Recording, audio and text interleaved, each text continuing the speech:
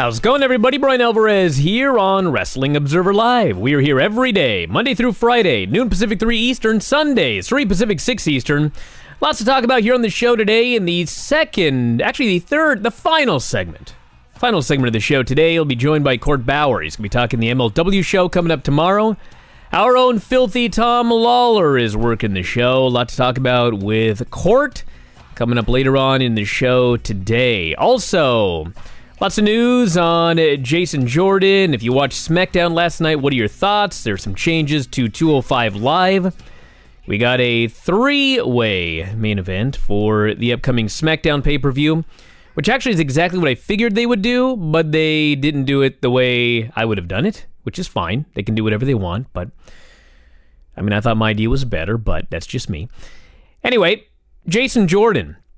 Yesterday, his wife went on Instagram and said that stories of him having a serious neck injury were fake news. Then an hour later, we got this. A day after he was written off television for the time being, Jason Jordan underwent minimally invasive neck surgery today. Minimally invasive posterior cervical microdiscectomy. Discectomy. I guess it's different than a disectomy. Anyway, the announcement noted the timetable for his return isn't yet known. Joseph Maroon said he had an injury to a disc in his neck, resulted in significant pain that was refractory to all conservative measures. Sounds very serious. Decided to do a minimally invasive operation to decompress the nerve to allow it to heal. No word on when he is going to be back in action. If you recall, like fake father, like fake son. Years ago, Kurt Angle had minimally invasive surgery on his neck and ended up taking a bump and undid all of that work. So hopefully that does not happen with Jason Jordan. But minimally invasive procedure, he'll be back in action at some point. That's the update on him. More on this and so much more after the break. Wrestling Observer Live. We're back here in the show. Bryan Alvarez here, Wrestling Observer Live. Mike Sempervive, also of WrestlingObserver.com. A lot of news to talk about here today. We'll take your phone calls, emails, text messages, and more. You should know the phone numbers by now. If not, 844-411-5411 is the phone number. That is toll-free, 844-411-5411. And you can send your text messages to 425-780-7566. All these numbers on the front page of WrestlingObserver.com. I'm at Bryan Alvarez on Twitter, Mike at Sempervive, Sports Byline at Sports Byline USA. Contact us there. Bryan at WrestlingObserver.com. All this fun stuff. So, Jason Jordan is noted in the opening segment, minimally invasive surgery. I realize I did make some comparisons to his storyline father, Kurt Angle, which is not entirely a fair comparison because, number one, I don't think Jason Jordan had a broken frickin' neck like his storyline father did. And number two, the surgery that Kurt Angle had that ended up becoming undone, that was 13 years ago. And at the time, that was like revolutionary. The idea of minimally invasive neck surgery. Dr. Joe performed this on him. And it's now 2018, and I'm sure different surgery, just taking pressure off a nerve. I guess the idea is that Jason Jordan will be good as new, and maybe that's why yesterday his wife said he did not have a serious neck injury, and it was fake news, shortly before this news came out. Interesting, the timing. It is. It is. But, yeah, I guess it depends on how you want to look at things. If you want to twist words around and say how serious a thing this could be, you know? It's not like he was getting neck reconstruction or whatever his storyline father got later on when he took a chair shot that undid, literally unwound everything that Dr. Joe did. Like, maybe it's not that bad, but, you know, minimally invasive neck surgery is still neck surgery, and it's still pretty big news because, you know, it's Jason Jordan. He's on the main roster. So I respect her going out there and firing out a salvo for her husband on behalf of her husband yesterday. But I mean, come on. And obviously the news is out there, and really best wishes to Jason Jordan because I, unlike many others, do actually want to see him back relatively soon to continue on this incredible storyline. Who are these people that don't like Jason Jordan, dude? There's lots of people that don't like Jason No, Jordan. there Are you aren't. kidding me? There are people that don't Actually, like I his take character. that back. I take that back. There are people who are just completely... Well, yeah, we're talking about his character. I'm not talking about the person. No, I'm talking about the God's wrestler. sakes. Like, I like Yes. Jason Jordan as a wrestler, but the son of Kurt Angle is goofy and it sucks. Well, that's the thing. I think largely people are a more, failure. I think people are more apathetic to him than really hate him because they see the physical talent there. And I don't know how much you can lay this storyline on him. You really can't lay any of it at all on him. But at least they're going in the right direction with him as this jerk. So this right here as well. I didn't watch 205 Live last night, but from WrestlingObserver.com. Wrestlers from outside of 205 Live's regular roster appearing has been a theme of the Cruiserweight Championship tournament that they are doing that is set to continue next week. Mark Andrews will be wrestling on next Tuesday's episode. He faces Akira Tozawa in a first-round match. In the show's other tournament match, Drew Gulak will take on Tony Nese. Tyler Bate appeared in the first week of the tournament, losing to TJP. Roderick Strong defeated Hideo Itami last night to advance to the second round. A reboot for 205 Live began when Rockstar Spud, now Drake Maverick, was announced as the show's general manager, and a renewed focus on in-ring action was indicated. PW Insider reported today the reboot extends to what's going on behind the scenes as well. Vince McMahon stepping aside and, quote, no longer personally putting 205 Live together as of last week's show. PW Insider noted that Triple H is now overseeing 205 Live after McMahon made the decision to allow him to take over as the showrunner 2 weeks ago. Cedric Alexander, TJP, Kalisto, Strong have advanced in the Cruiserweight title tournament so far. After Andrews versus Tozawa and Gulak versus Nese, 2 more remaining first-round matches. Bracket for the tournament not revealed. It's one of Triple H's fatal flaws. Takes forever to reveal brackets. But the new champion will be crowned at WrestleMania. So, there has been a big change. It's a real change behind the scenes. As noted here, Triple H is now taken over, and what this means from talking to people is that if you were a fan of the Cruiserweight Classic, if you are a fan of NXT TV as compared to the main roster, then if you have not been watching 205 Live, or if you were watching and you gave up on it, now is a good time to give it another shot. Because whatever 205 Live has been up until last week, it is now going to be... I'm not going to say it's this whole idea of let the Cruiserweights go out there and just go crazy and do whatever they want. I mean, it's still a WWE main roster show. But it will be more like NXT. It will be more like the Cruiserweight Classic.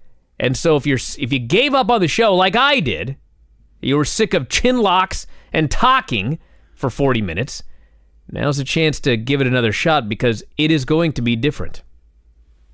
That's a huge positive.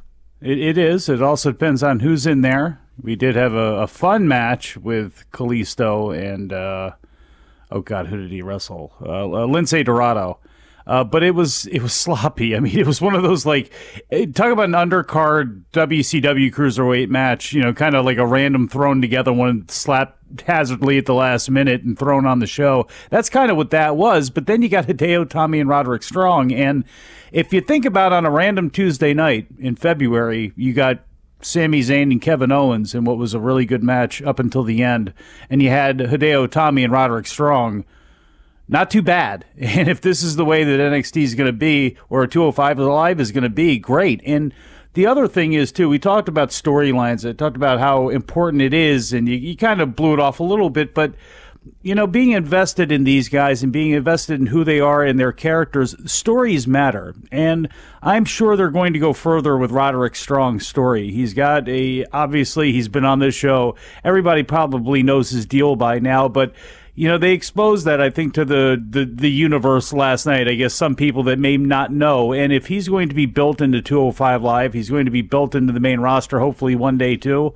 I mean, that was a really good start. And it gave you a reason to care about this guy and to root for this guy and to want to see this guy get a WrestleMania moment. And that stuff is very important. And it doesn't take much effort to do. It just takes care on how you do it. Let's go to the phones. You're on the air. What's up? Hey, this is Ian from San Antonio. So Triple H is now in charge of 205 Live, which means there is now officially hope, and in fact, probably more than hope if you like NXT.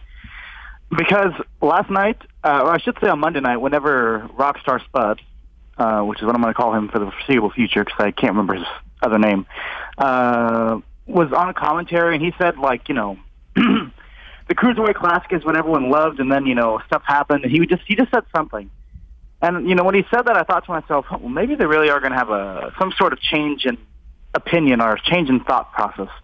So even whenever Enzo was a champion, I didn't watch it, even though I thought, he made the division a little more interesting just because, I just, knew they were just going to shoehorn him into every segment that he didn't need to be in. Even though Ric Flair was, the most entertaining guy on the show in the 1980s, they didn't put him in places he didn't need to be. So, but when he said that on Monday, I was like, all right, I'm going to watch 205 Live for the first time in months, and I did. And the matches were, they were pretty good. They're still, not like what they could do on the Indies, but they're still pretty good, and that Roderick Strong package was good.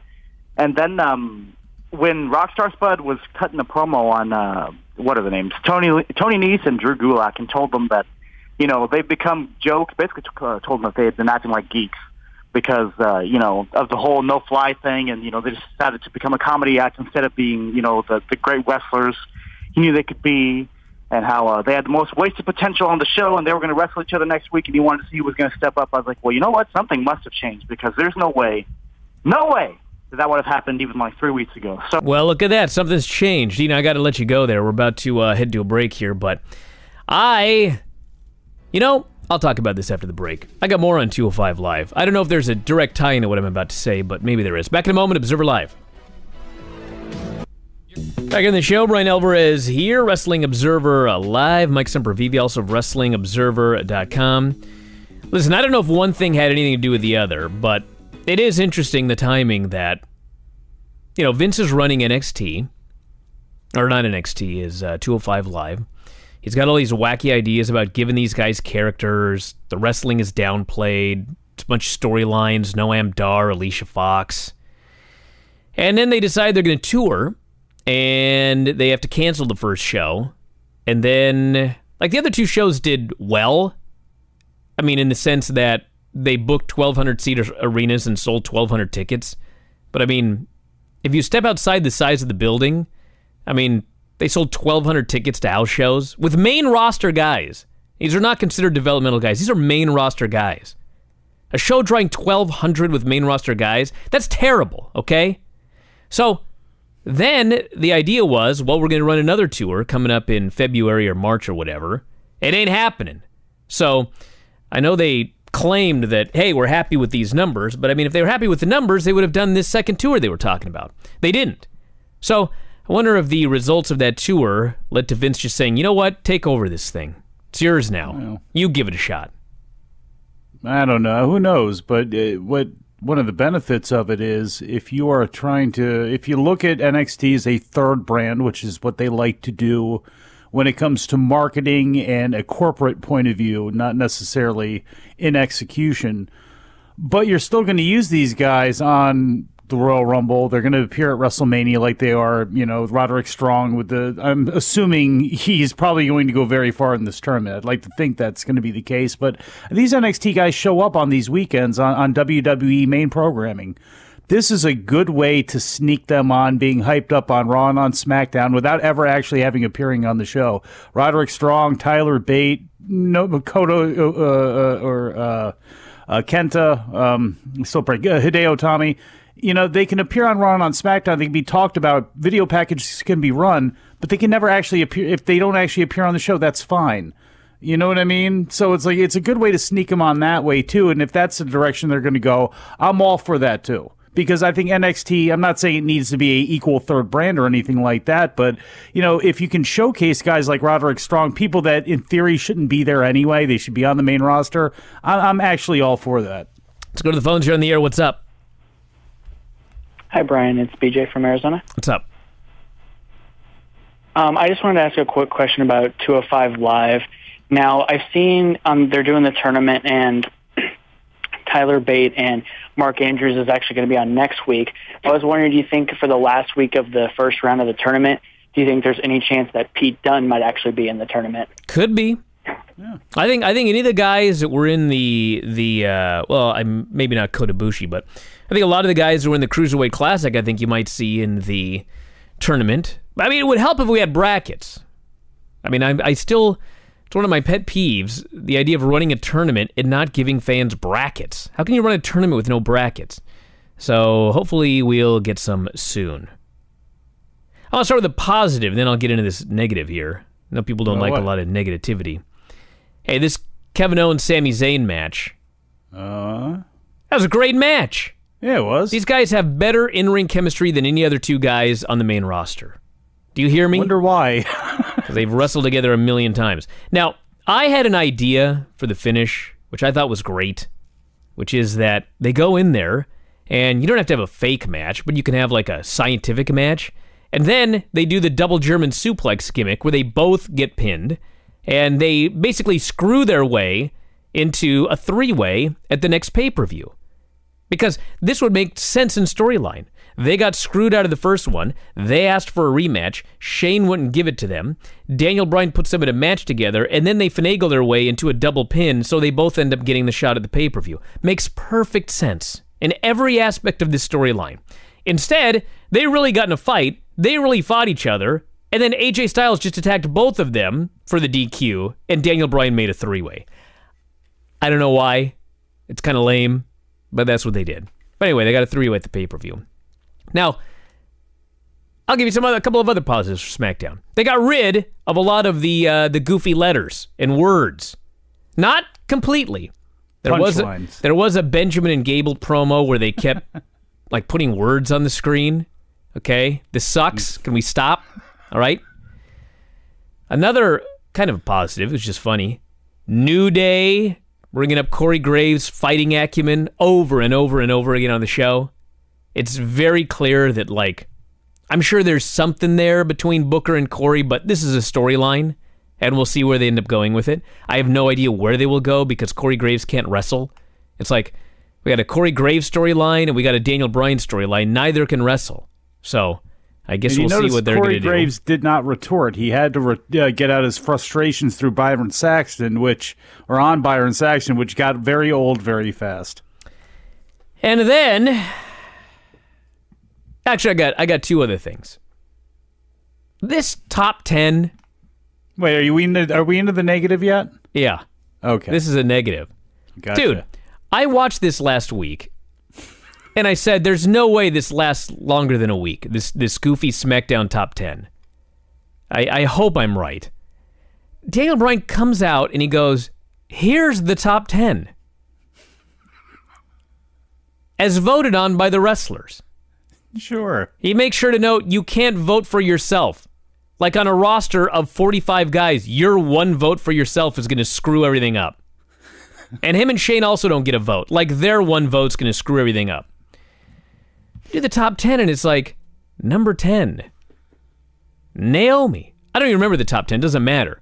But he lists off all the names. It was Ty, of course. Oh yeah, number 10's Ty. And like you could just hear the fans in the crowd, they're like, yay. And then you list number 9. Becky. Yay. Like, no one's that excited. Why? Because nobody knows what the point of this is. Where's Randy? And he's ranting, and he's listing off all of these names, and finally gets number 2's Charlotte, and number 1 is AJ Styles. And everyone goes, yay. And then he goes, oh, we'll be right back. And I'm like, what in the hell was the point of that? What? Seriously, what's the point of the top 10? It's going to be used in some sort of storyline, I would have figured down. I don't know how they're going to use it. They probably don't know how. Because look. What, AJ's going to get an opportunity as number 1? He's the world champ. Well, look, there's lots of things you could do if you wanted to, none of which are going to be any good. I mean, look, Randy Orton's 9. Why? And then the announcers are talking about, is he too low? Look at what he's... Why would Randy Orton be in the top 10, let alone be 9, because and Kevin Owens not be? No, hold on, you're not getting it. Because the wrestlers are voting. Like, Corey Graves is even like, how in the world are the Usos ranked below the New Day? But that's... Well, it was a vote. It's a vote of the wrestlers. There was not one heel I guess Well, the can we heels have an don't vote. explanation? Or the heels Why- vote for other baby faces. Like, what's going on here? But that's the thing. Within like 2 hours, can you explain? Maybe have an interview with somebody, like even if it's one random person 1 week to go. Hey, so what went through your mind? Or did you just hand this vote off to somebody else, like head coaches do to their like assistants when it comes to vote on like college football's top 25? Okay, you're right, but that's beside the point. The bigger issue is we have a top 10. What does it have to do with anything? It's been 2 weeks now. It has not been explained other than this will help us determine who gets opportunities.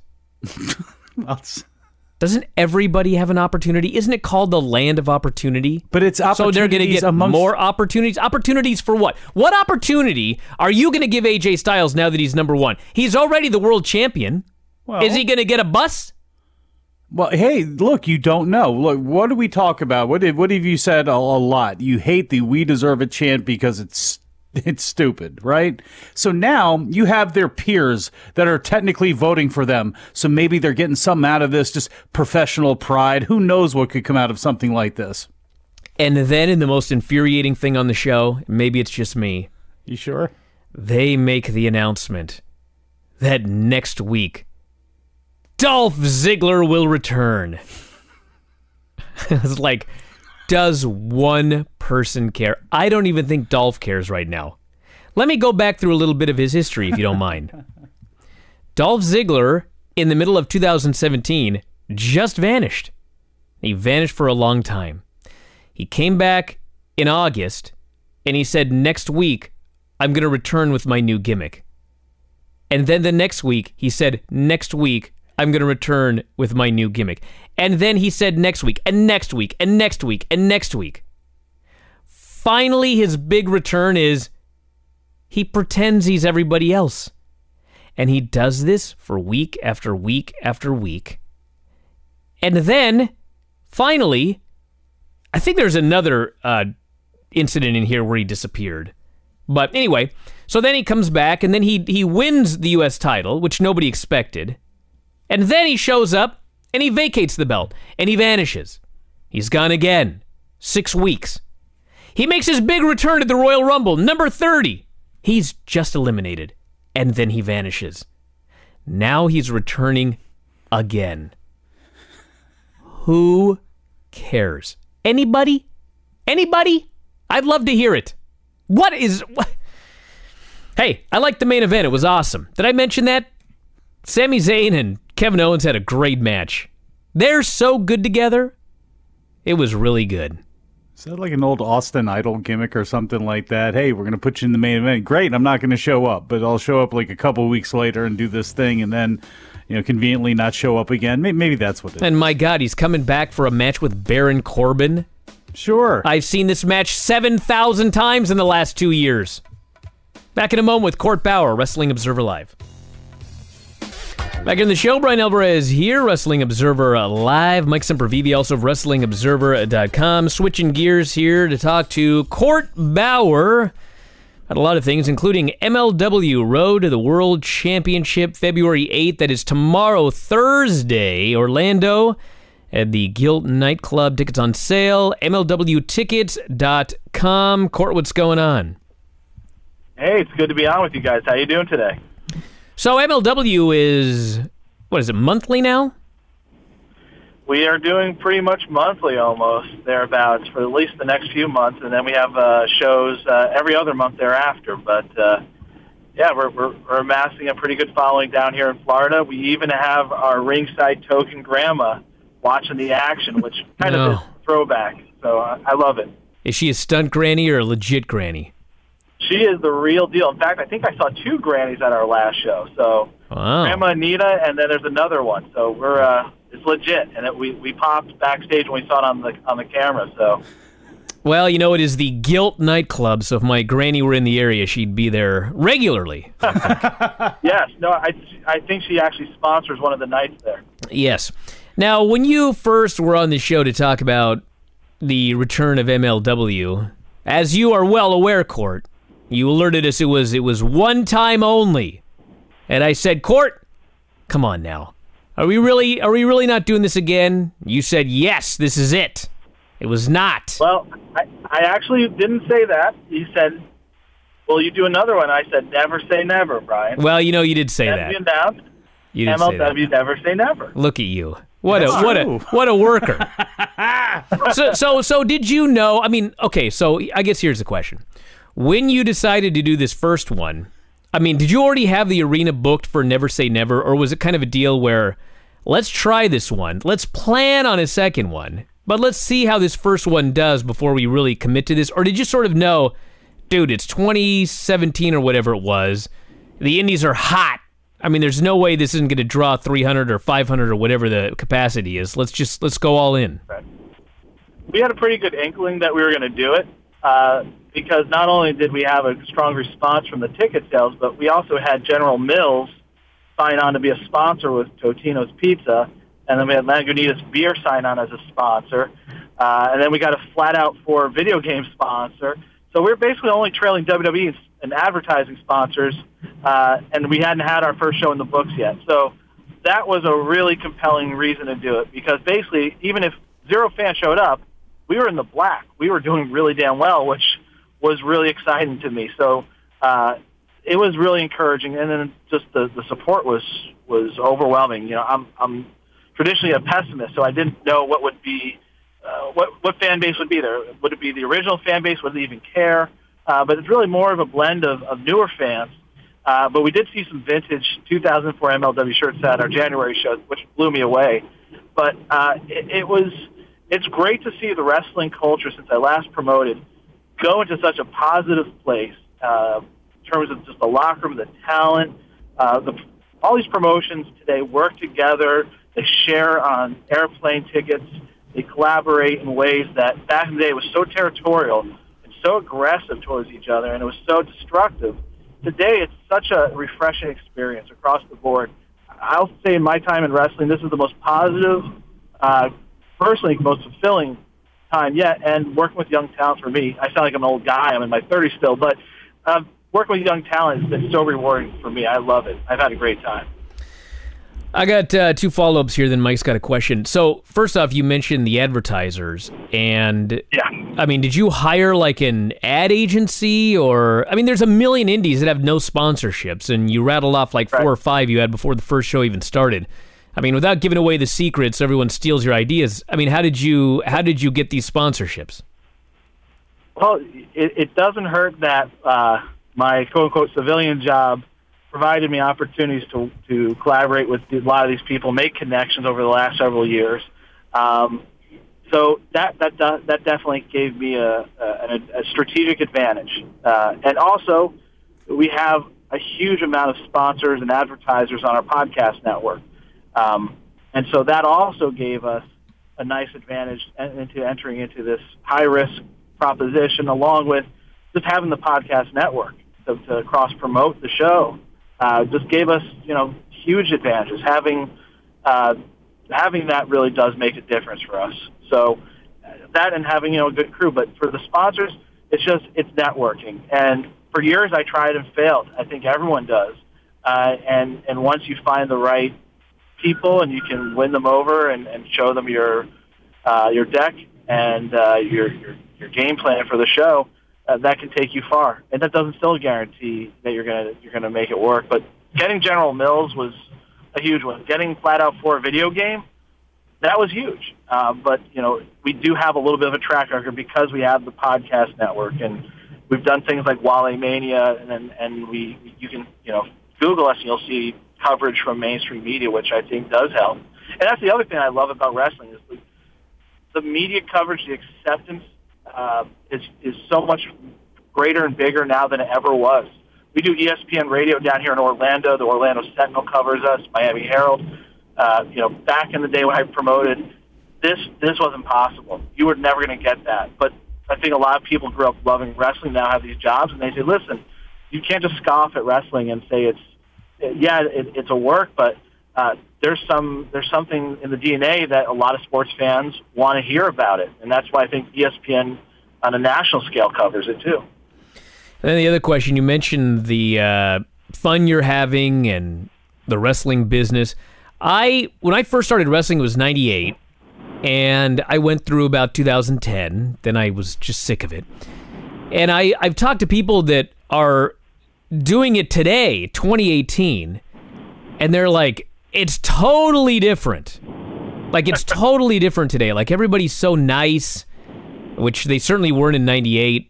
I mean, obviously it's still the wrestling business, so there's still like, you can't take the wrestling business out of the wrestling business. But I mean, for you, who's also been in it for well over a decade now, I mean, is it truly right now totally different?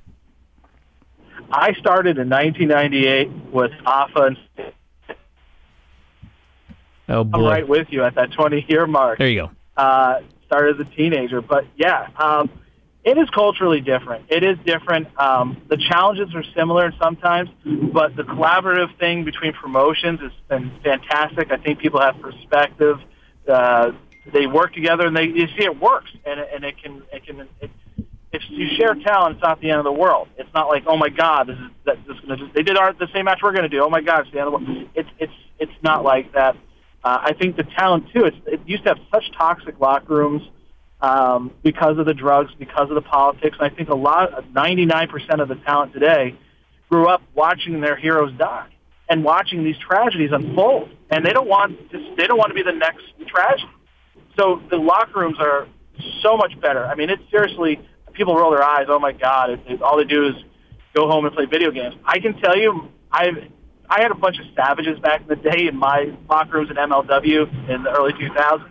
Today, it's seriously, there are like sometimes kids back there. I mean, it's a totally different experience. People bring their families and stuff, their girlfriends, and it's a lot more of a community experience than it was where in the early 2000s, say, hey, I'm just doing this booking, in and out, whatever, don't care.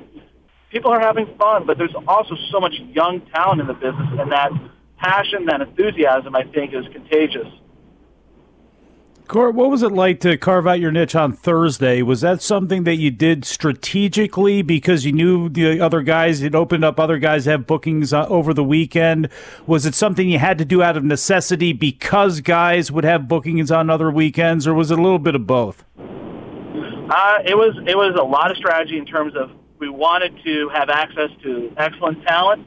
We're in a position to frankly challenge or disrupt anyone's usual monthly bookings, and we didn't want to create that kind of wrinkle into the equation. So that was part of it. Also, we got such an incredible deal with our partners at this venue when we have a long-term relationship with them in place that we couldn't turn down doing Thursdays. And for me, that allows me, for my timeline, for my post to hit the ground running on Friday here in Florida, start working on the show, assembling the show, and mixing the show so we can offer it on VOD within 72 hours.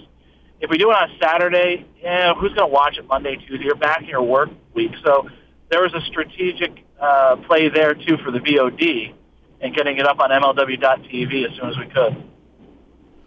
So obviously you're in the middle of a world title tournament, including tomorrow, Filthy Tom Lawler is taking on MVP. Oh, my. Yes, first time only. First time only. First time ever. First time ever, you're right. And it could be first time only because I guess his suspension is up this fall. So, like, he's got to get these matches done now while he can. Well, and the way Filthy's been talking, too, he's going to probably kill MVP to death is what it's looking like. So maybe it will only be one time only. Well, an MVP is a regular Brazilian Jiu-Jitsu practitioner. So if this does go to the mat, he might bust out something. We're going to see.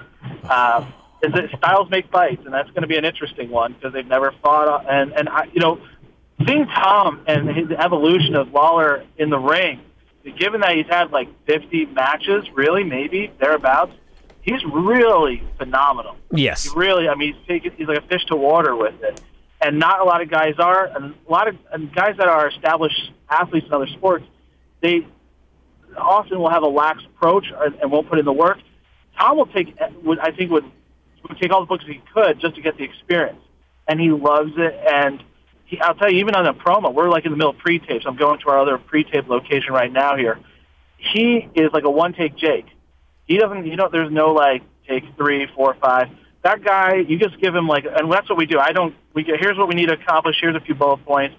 put them in your own words. Let's mix it up. Let's see what we got here. Or I'll give you a scenario. Hey, someone's attacked you with a car. Let's figure this out. But he's really good at just cobbling together good stuff, and it's distinct to him. And that's one thing that I learned. I've been a part of creative teams. They don't work. And so this product, we have a booker and we have an assistant booker, just like you had back in the day, whether it was Bill Watts and Eddie Graham or Gary Hart.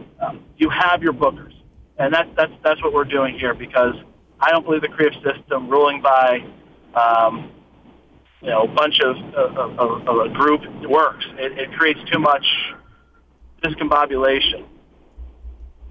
Court, you brought up Gary Hart's name, and obviously Black Friday management has come to pass with Stokely Hathaway at the helm. How do you feel about this whole thing coming to pass after all of this time?